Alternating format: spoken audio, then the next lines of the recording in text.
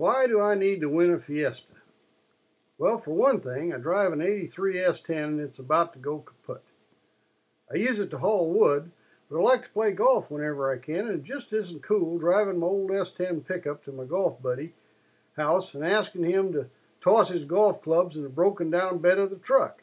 If it rains, the clubs get wet, and with wet grips, our game just isn't up to par, so to speak. I never have been a big Ford fan, but since they turned down the bailout money, I'm taking another look. I've known some Ford drivers, and they seemed okay people, so maybe I misjudged the car. I suppose there are many better qualified people who will go to a lot of trouble to dramatize their need for a Fiesta, but I just want to see if I can win one to try it out and see if I've been mistaken about how satisfied I'd be owning a Ford. At age 70, it's hard to change your mind, but I'm open to trying if you want to take a chance. I'm on a retirement budget and I can't afford to buy a Ford, at least not a new one, but I'd be willing to drive it to the golf course to see if it'd do the job I need it to do.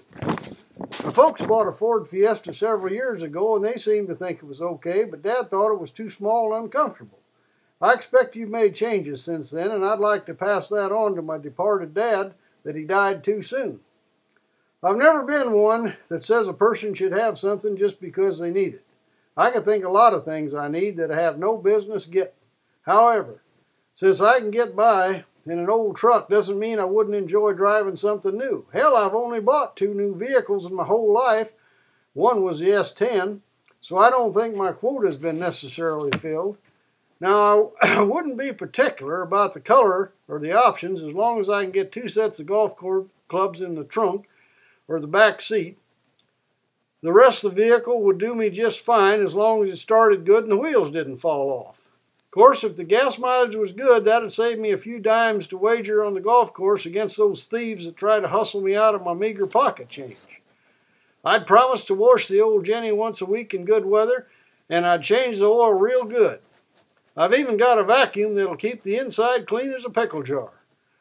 I may have a little of that tire shine left in the garage if I can find it to slick up her booties.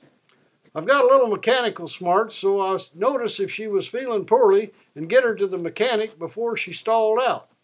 I think that's important because bad publicity from owner's neglect is not something you want to get around. Did I mention I did drive a '65 Ford truck when I worked down in Texas? It had positive traction and drove pretty good, but I had to trade it in on a new Bronco pickup that the company I worked for said I needed.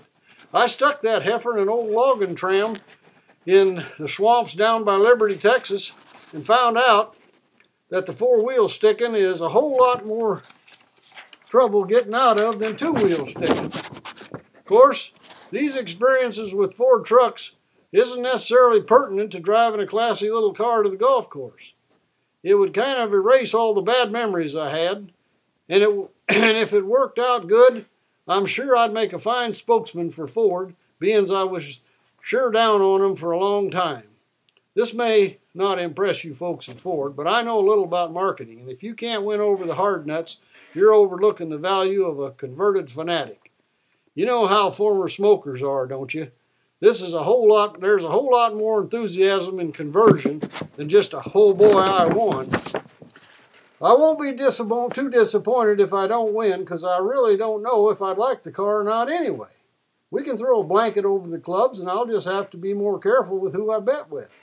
Besides, I just put new tires on the old S10 last year, and it ought to be good for another season or 2. I never did put air conditioning in the old girl, but I always intended to, especially with this global warming thing. But if I win the car, I guess that'll be something else I can take off my mind.